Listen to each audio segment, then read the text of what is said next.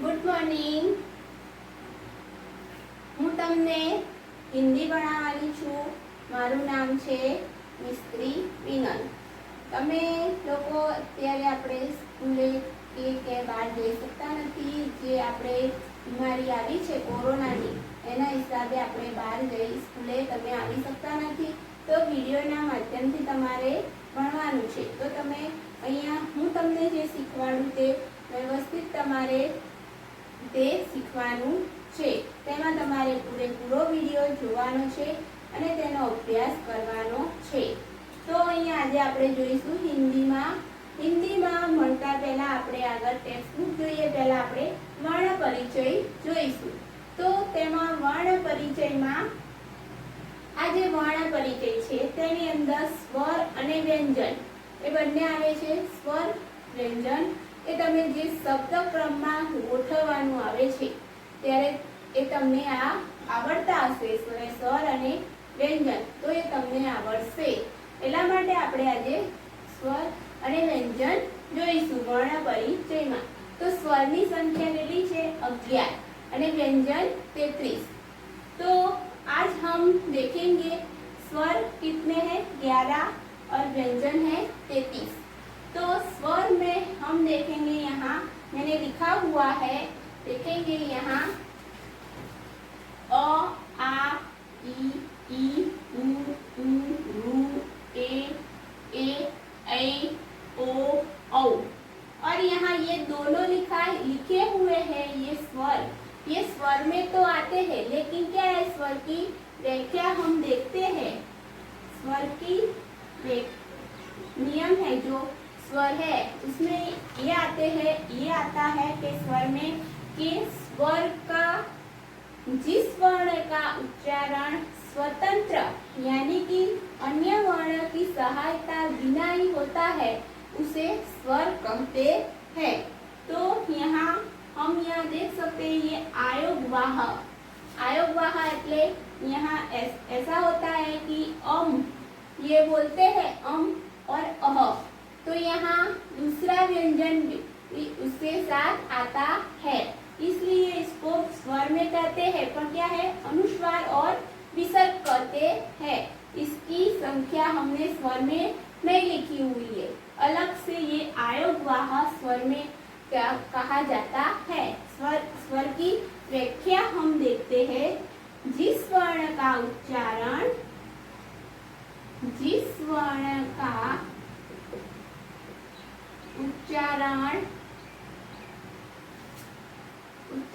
स्वतंत्र यानी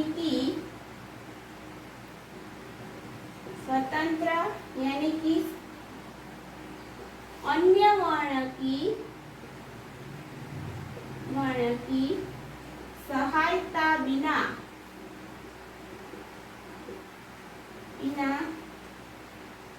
ही होता है, इसे स्वर कहते हैं। यहाँ हमने देखी स्वर की क्या, जिस वर्ण का उच्चारण हम करते हैं उसको हम स्वतंत्र यानी कि किसी वर्ण का उसमें सहायता लेनी पड़ती नहीं है, इसलिए उसको बोलते हैं स्वर। स्वर कितने हैं 11 है। यहाँ देख सकते हैं स्वर की संख्या। स्वर अ आ ई उ रू ए औ ओ औ। और यहाँ है आयोगवाह, इसको क्या बोलते हैं आयोगवाह। इसको हम अनुस्वार में इसको ये अनुस्वार में आता है और ये विसर्ग है और अह। ये क्या है विसर्ग है। ये अनुस्वार है, अनुस्वार यानी कि इस पर सिर पे यहाँ बिंदी है इसलिए उसको बोलते हैं अनुस्वार। और यहाँ दो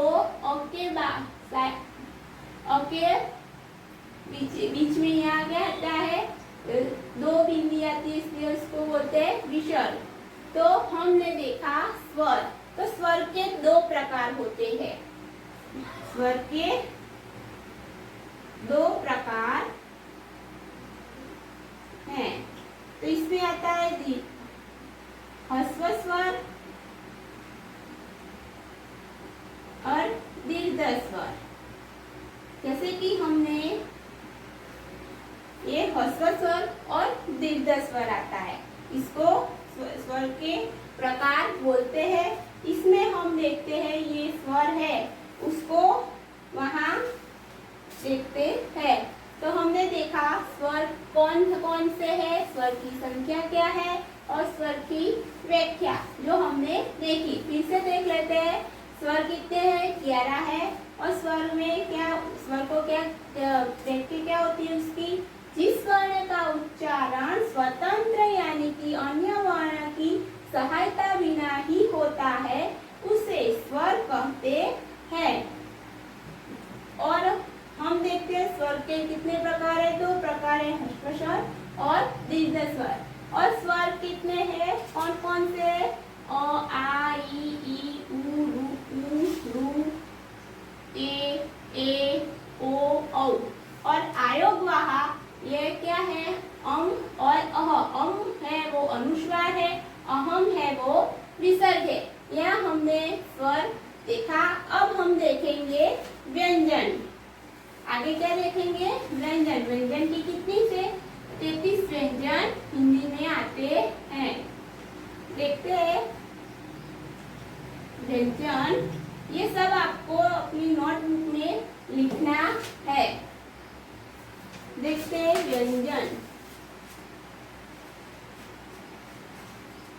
व्यंजन कितने हैं? 33। और व्यंजन की इसके उल्टा ही होगा, जैसे हमने स्वर में देखा उसकी व्याख्या, ऐसे उल्टा ही होता है इसमें व्यंजन में।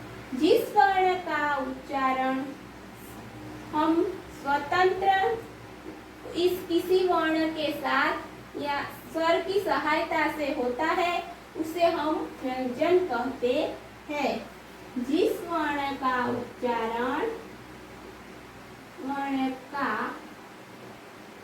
उच्चारण स्वर की सहायता से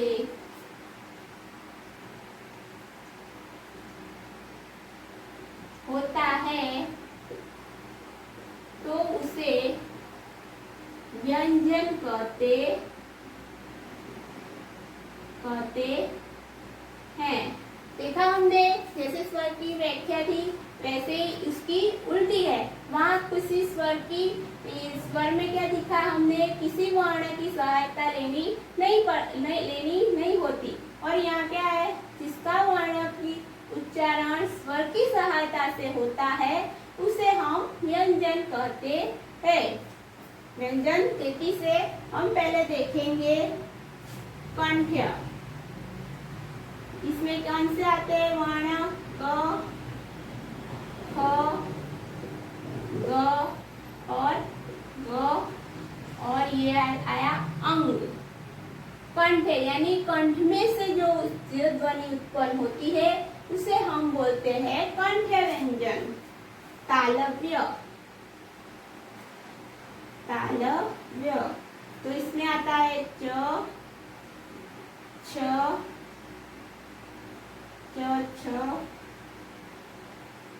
ज, और ये वाला है न्य। क्या बोलते हैं इसको? न्य। इसको तालव्य, जे ताड़वू અને જીભને જે જીભ છે તેના મધ્યથી અને તે તાળવાને અડીને બોલે છે તેને શું કહેવાય છે? તાલવ્ય વ્યંજન। મૂર્ધન્ય। देखते हैं इसमें ट, ठ, ड, ढ, अण। दंत्य। दंत्य में हम देखते हैं त, थ,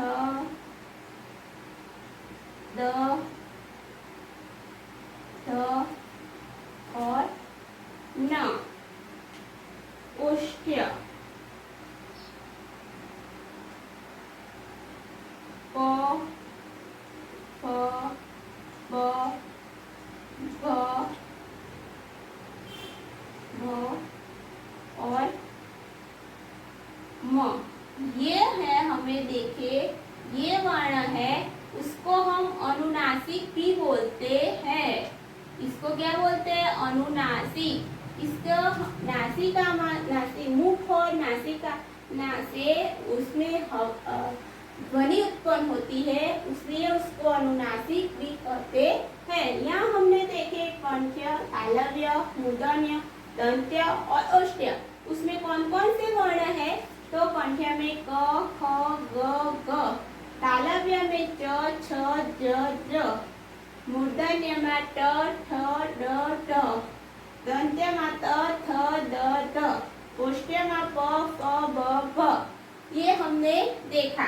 ये कुल मिला के ये वर्ण है, कितने हैं? 25 यानी कि 25। ये वर्ण मिला के इतने हुए। अब हम आगे देखेंगे, अभी भी व्यंजन में वर्ण है, उसको हम देखेंगे।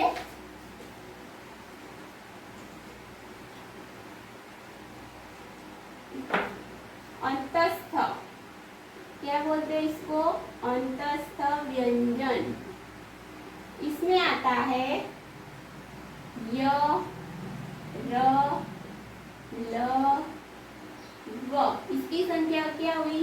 4 यानी कि 4। ये ऊष्म व्यंजन है। क्या है? ऊष्मा व्यंजन।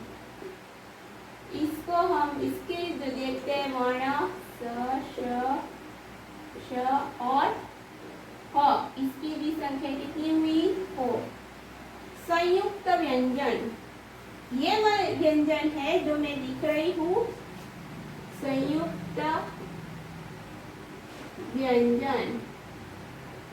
संयुक्त व्यंजन में ये आता है जिसका श, त्र, श, और य। ये 5 है, 5 है संयुक्त व्यंजन। यानी इसको हम दो अलग अलग व्यंजन से बनने वाले को हम संयुक्त व्यंजन बोलते हैं। यहाँ हम देखेंगे कि कंठ्य में क्या आता है? क, ख, ग, घ और अंग। यहाँ तालव्य में च, छ, ज, ज और ञ। मूर्धन्य में ट, ठ, ड, ढ, ण। दंत्य में त, थ, द, ध, न। ओष्ठ्य में प, फ, ब, भ, म। ये सब मिलकर के हुए 25 और ये होता है अंतस्थ व्यंजन य, र, ल, व। ऊष्मा व्यंजन श, श, स, ह। संयुक्त व्यंजन कितने हैं? 5। ये सब मिला के हमें कितने व्यंजन मिलते हैं? तो हम देखते हैं इसमें ये में संयुक्त व्यंजन कैसे बनते हैं वो हम देखते हैं पहले कि कैसे बनते हैं। ये सब आप अपने नोटबुक में लिखना है, स्वर और व्यंजन। हम देखते हैं इसमें संयुक्त व्यंजन कैसे बनते। त्र यानी क प्लस ऐसे होता है इसका त्र यानी त प्लस र। आगे आता है न्य। सॉरी, यहाँ पे मैंने गलत लिखा था, सॉरी। न्य, ज और उसको मिला के ज्ञ, उसको मिला के बन जाता है ज्ञ। श में बोलता है श और र। त्य में त और य। ये सब मिला, ये संयुक्त व्यंजन में दो अलग अलग व्यंजनों से बनने वाले को हम संयुक्त व्यंजन बोलते हैं। यहाँ हम देख सकते हैं ये क और श दोनों को मिला के बनता है क्ष। तो हम देख सकते हैं कि यहाँ दो अलग अलग व्यंजन होते हैं, इसलिए इसको संयुक्त व्यंजन बोलते हैं। तो हम उसमें जैसे इसमें जैसे शब्द आते हैं, देखेंगे हम क्षमता,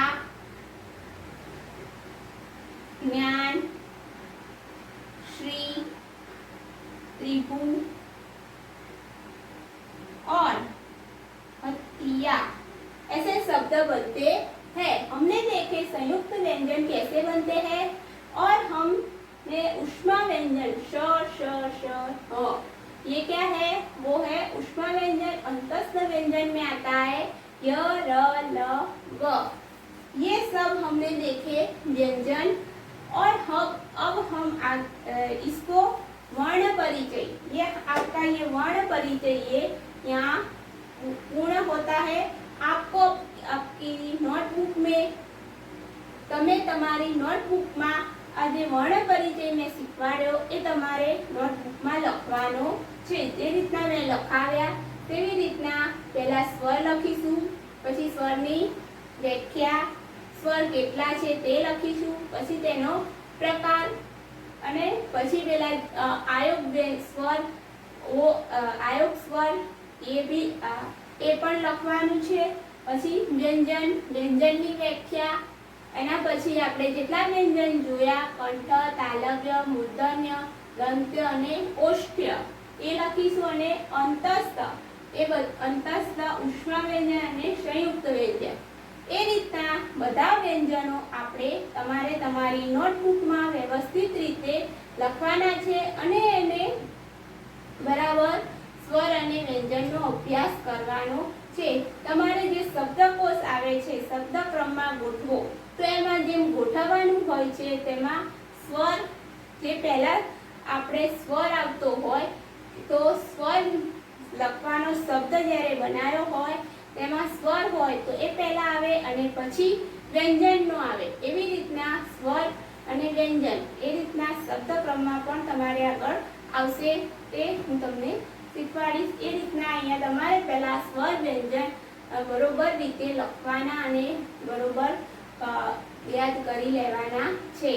ઓકે।